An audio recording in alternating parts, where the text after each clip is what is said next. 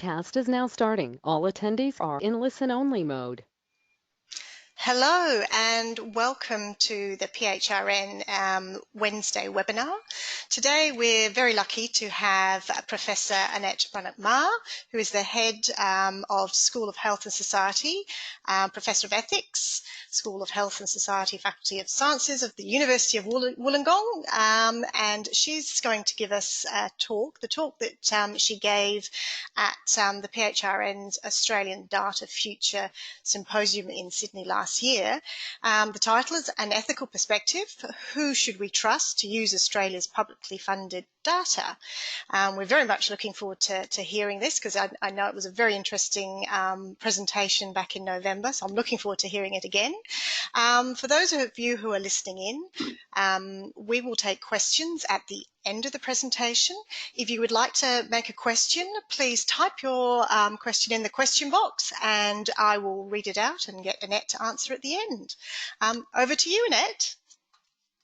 Okay, so thank you, Nicole. It's a delight to be here and I'm looking forward to talking about trust from an ethical perspective. I'd like to begin by acknowledging the traditional custodians of this land. It's a bit tricky working out exactly what this land is, given we're all over the place, but I would like to pay my respects to elders past, present and emerging, and to extend respect to other Indigenous people who may be present today. So I'm going to, as I said, talk about an ethical view on who we might trust to use Australia's publicly funded data. So the first thing to look at obviously is who are we talking about in terms of who it is who might be the candidates for us to be trusting as Australian people. So we've got researchers in universities, government who we may be wanting to trust, research ethics committees and other watchdogs, the people who provide services and who are often first point collectors of data. We may also be talking about agencies in the private sector who may want to use our publicly funded data. And then there are non-government organisations who increasingly are moving into this space and wanting to make use of publicly funded data to evaluate their services. I guess the first thing to say is that not all of those agencies appear at first glance to be equally trustworthy. And we know that from a number of pieces of work that have been done in Australia recently. The 2016 Research Australia report said that 91% of the Australians that they surveyed were willing to share their health data for research purposes, with the strongest support for advancing health and medical research, good support for supporting healthcare providers to improve patient care, and reasonable support to assist public health officials to track diseases and disabilities. But there was much less support for supporting health data being shared within government organisations. Similar kind of work that colleagues and I here at University of Wollongong have recently completed, asking people about whether they would be willing to share their health information with private companies, found some degree, sitting between 50 and 60% for sharing Australia's publicly funded health information to develop new treatments or devices with private companies for research purposes or to improve health services, but not overwhelming. So there are some questions obviously there about who it is that we're likely to trust and why it might be different for different kinds of agencies in different kinds of circumstances. And that's because trust is actually a really complex concept. So I'm going to try to break it down from an ethics point of view and look at the components of trust and what goes into it from two angles. The first of them is to look at what trustors expect and what trustors are like. If you're going to trust, as a person doing the trusting, what is it that you are doing? Secondly, I'm going to look at the characteristics of trustees. If we're going to trust agencies or organisations or individuals, What do they need to be like? What are their characteristics that make them trustworthy? On the trustor side, we're going to talk about two things, about optimism and vulnerability. And on the trustee side, about competence, commitment, and the tricky question of whether motive matters. So first of all, who are the trusters? Well, they're the people who generate Australia's publicly funded data. That's all of us. That's us as citizens, the general public. When we generate publicly funded data, particularly in the health sector, we're usually users of services. So we're consumers at that point. And some of us are also going to be advocates, people who are direct stakeholders in the creation and collection, holding, use and dissemination of the outcomes of using publicly funded data. So we're all in this mix. The groups that I want to focus particularly on here are the notion of the citizens, Australians as generators of publicly funded data, both in their everyday lives and when they are users of health services. So what are we like as trustors? What does it mean from the perspective of being someone who trusts another to do that trusting? Well, first of all, you only trust when you have a degree of optimism. And you're hopeful that the person or the organisation or the trustee is going to do something positive for you. If you think that they're going to not deliver on what you want, if you think that they're going to do something negative, you think they got it in for you, then it's distrust that you feel. Trust is built on hope and built on optimism. We are wanting someone to do something good for us, and we're hopeful about that. So really, it's based on good news stories. Trust is based around the idea that we expect good things to happen to us if or because we are trusting. And therefore, it's not something that survives in a culture of suspicion. If you're not sure that other people are really going to do good things for you, if you're not confident that that's going to happen, then you're not going to trust. So there's an optimism about trust. The other thing about that optimism is it's not definite. If we really are absolutely sure that someone else or another agency is going to do something good for us, then we don't have to trust. We know that that's going to occur. So trust has an element of vulnerability about it. It's always uncertain because we're not 100% sure. And that means that trust, as McLeod suggests, is actually dangerous. It requires that we acknowledge that we are vulnerable to others. We're risking the possibility of being betrayed. And we don't actually quite know that things are going to turn out well. And we can't completely remove that element of vulnerability, that element of almost anxiety about being a truster. There is a sense in which we are not sure that it will be okay for us. So then, as trustors, we're always doing two kinds of things. We're putting together our vulnerability and our optimism. And so there's a balancing act that's going on when I, as an individual, decide to trust another person or when I decide to trust an organisation. I'm always thinking and experiencing both a sense of hopefulness that it will be good for me and a degree of vulnerability that it may not turn out well. So, to answer the question of from an ethical perspective, who can we trust to use Australia's publicly funded data? If we're thinking about the characteristics of the trustors, we can trust agencies and individuals, first, who recognise that sharing our information is going to create vulnerability, and agencies and individuals who want to build optimism and who will go about building a positive picture about data sharing. So that's enough about the trustors. The trustees, which I think is where things get really interesting.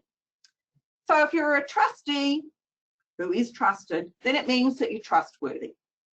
So the question then is, what does it mean to be a trustworthy individual or a trustworthy organisation? And I'm going to suggest that it means definitely two things, and possibly a third thing about motive. So I'm going to talk about each of competence, commitment, and then motive. So first of all, a bit about competence. How do we know if someone's competent? Well, what does it mean to be competent? Well, first of all, competence is the capacity to get it right, to do something that is expected of us well, and to do it with skill, and to do it in a way which has others thinking, yes, they know what they're doing. So competent organisations and competent individuals create expectations around their knowledge and the skills and their actions. And those expectations are ones which convey a sense that, yes, they know what they are doing. But it's not general. It's not, we think people are competent in absolutely everything. It's quite specific. So I may trust my hairdresser to cut my hair because I think they're competent to do that. I won't trust them to offer me financial advice because that's not within the sphere of activity that I am ascribing to them. So competence is about expectations that the knowledge and the skills and the actions of the people whom we trust will indeed be shown, but it's a specific thing.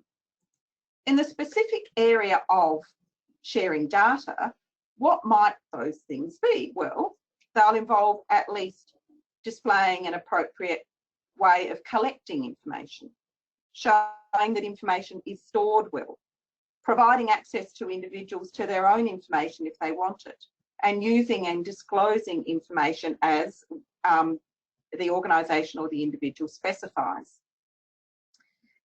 They look pretty similar to the information privacy principles. And so if you're thinking about trustworthy organisations in terms of them being competent, and we're talking about sharing our publicly funded data, then they are agencies that have skills and knowledge in the area of managing our information in certain ways. And in Australia, we've got some privacy principles to guide us. So how do we know if an agency, an organisation, is actually trustworthy? Well, the best way that we do it with respect to competence is we look at what they've done in the past. And you can make a judgment about competence by saying, well, every time I go and see this doctor, they get my diagnosis right.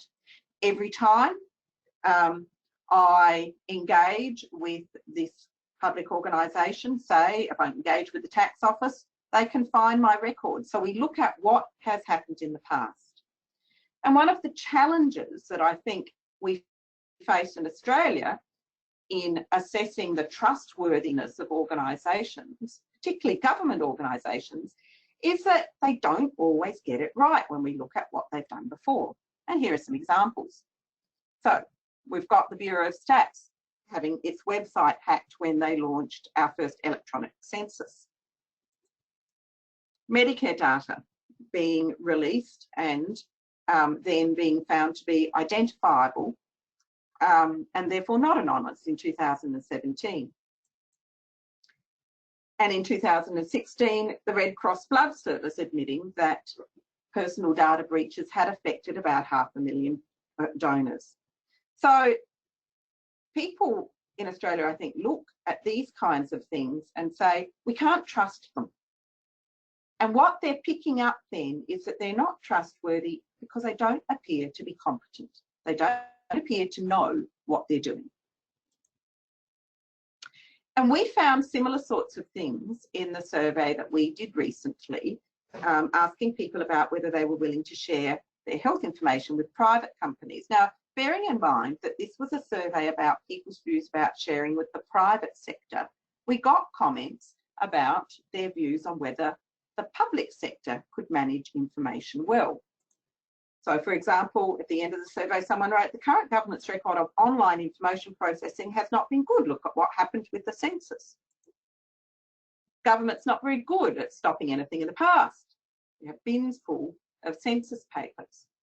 What I think this picks up is this notion, again, of they don't appear to be competent. And competence is a component of being trustworthy. So now I'm going to go on and talk about commitment. Trustees who are trustworthy are committed. That obviously begs the question, what is it that commits people to doing things? What do we mean that we say when we say, well, look, they are committed to doing it? Here, I think philosophers are quite helpful for us because they talk about two ways in which we can think about commitment that go hand in hand. First of all, they will say committed people are people, it's an individual thing. There's a degree of drive and motivation that says I'm committed to doing it and I'm going to do this regardless. And then commitment can also be facilitated through external factors or constraints. They're two quite different ways of creating commitment or evidencing commitment, but I think they both come into play here when we're talking about trustworthiness. So with respect to internal motivation and drive, well, the Ipsos annual or biannual survey on which professions can we trust recently found, again, that scientists are the most trusted people in the world. I think that that has got something to do with this notion of internal drive and therefore commitment.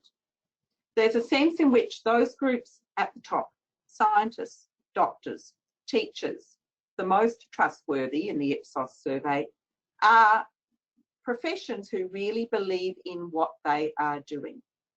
They are driven to perform, to behave in certain kinds of ways. I think that picks up the notion of commitment. That's the national data, the international data that you can see there, and it's very similar within Australia. Doctors at the top, scientists, and then teachers, followed by the armed forces and the police, and then way, way down the bottom, the least trustworthy, advertising executives, pollsters, and politicians.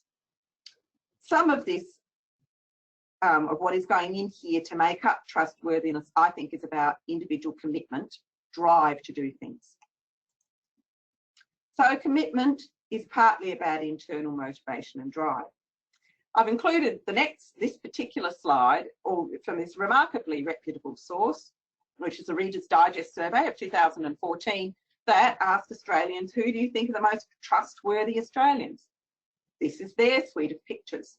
Again, I think this speaks to notion of people who are driven, who are committed, who want desperately to do the thing that matters to them. But commitment is also about the external facilitators and the constraints that make us behave in certain ways. So you can be committed to doing things because there are external things around you which increase the likelihood that you're actually going to do it, regardless of how personally driven you are or not. And in the sphere in which we're talking about here, that sort of commitment is often facilitated through explicit and well-recognised standards. So commitment can be created by having elaborate, large-scale controls, as Hardin says, things at a societal level that make individuals and organisations behave in certain kinds of ways. In the sphere of holding and using people's data, accountability, transparency, penalties for using information in the wrong way are all important components of showing that there is a commitment to doing things in the right way. And that makes organisations trustworthy. Here's a nice example of that. Back in 2016, the South Australian Department of Health sacked 3 of its employees because they were looking at health records which they could access because they could see them as health practitioners in the organisation, but which they had been inappropriately using to find information about particular well-known people. And they were sacked for doing that. A nice example of how one might say, yes, this is an organisation that is committed to being trustworthy in this sphere. It acts when things go wrong. It has penalties and it is transparent and it exercises accountability. So the third area of the characteristics of trustees that I want to touch on is the question of motive. Does motive really matter when it comes to saying this is a trustworthy organisation This is a trustworthy individual. Well, philosophers are divided on this question. Some say that it's really important, that you don't trust unless you think that the organisation is well motivated towards you. Others say that by the time you deal with notions around commitment and external sanctions, internal drive, you can create trustworthiness even in the face of uncertain motive. So I think that probably even amongst Australians is something where people will divide and not be quite sure in some instances whether they think motive matters. But if it does, what kinds of motives would be relevant here that we might want to be able to think about? And we might want to consider, well, if your motive for collecting and using and sharing Australia's publicly funded data is public benefit, that's a good motive, that may increase trustworthiness. If the motive is profit or self-interest, some people at least may be more concerned that that will make you less trustworthy. And indeed, when we asked people in our survey about whether they thought, what they thought about the private sector using government health data, they were concerned about what I think speaks to this question of motive. And only 40% of them agreed that private companies could be trusted to act for the good of society. Just over half thought that it was okay for the private sector to make a profit from using information. And about only a third thought that we could trust private companies to store information safely. Some of that, I think, is about concern about motive and an anxiety, therefore, that we don't think that the private sector will be trustworthy in managing government health data because we're worried about the profit motive. And it also came out in the free text comments. So private companies are always in it for the bottom line. The entire concept is to make money. That doesn't lend to it always being beneficial for society. We're not going to trust them because the rationale for them is profit. On the other hand, I'd love to have more useful information passed on to anyone if it means fast-tracking cures or medical relief of humanity. So the other side of the coin is, yes, if I think that the motive is a good one, I will be more trusting. I think that they're more trustworthy. So to sum up this little section on the characteristics of agencies and individuals whom we trust, so we'll trust agencies and individuals when they've shown that they're competent managers of public data, when they're accountable to standards that are made clear and explicit, and when they hold to those standards and meet them. We may also particularly trust individuals who have a strong internal drive to do things, and that may mean that we're more likely to trust the health professionals who collect our information than nameless and people who we don't know much about, who are further removed from us. And probably we're going to be more likely to trust when we can see that the motive is a public interest one. Those four characteristics, those four ideas that I've got there on the right around the kinds of individuals and agencies whom we will trust, divide into two types. The top two are really empirically based. So it's what philosophers call predictive trust. It's trust that is based back on this notion of what have they done in the past, what are they doing at the moment, what is the evidence that we can trust them. And so that's something that organisations can work towards. They can strive to achieve, they can strive to behave in ways which will support people in trusting them. The second group of things are what philosophers call affective trust, and they're based in relationships and motivation. They're much more personal. They're more likely to be driven by personal relationships. If you go back to that Ipsos figure that I showed you before, and you look in the middle, sitting at 42% being trustworthy, so reasonably high compared to many of the other categories, we'll trust those whom we know, ordinary men and women. And that, I think, is about a sense of identification. We understand what competence is in ordinary people. We understand motive in ordinary people. And so maybe if we're thinking about agencies and organisations being trustworthy, one of the things that they can work on is to engage with ordinary people and to ask the community more questions and to listen more carefully to comments about what is it that you are looking for in a trustworthy organisation. So we might want to add to our group of agencies who are on the list of groups who we want or will need to trust. We'll need to trust each other, but we may be able to play with that and use that to build trust in these various organisations and the sector more generally. So, in summary, what might we do then if we're going to build trust to use Australia's publicly funded data? Well, we may want to think about these components of trust that I've outlined today. The first two about the characteristics of those of us doing the trusting, vulnerability and optimism. And the next three about the characteristics of the organisations who we're going to have to trust. So on the first two, if we're going to build trust to use Australia's publicly funded data, we're going to need to engage with our community, with our citizens often and deeply to understand that balancing act that people are doing when they're feeling vulnerable and positive when they trust, and conversely, when they're feeling unsure and therefore they are distrusting. We're going to need to understand that. We will, from a competence perspective, need to get data collection, storage, use and disposal right and be seen to getting it right. We may also want to use individuals and agencies which are demonstrably committed, either because they've got the sanctions and the controls in place and they show that they have that, and perhaps because they also can show a level of internal commitment and drive.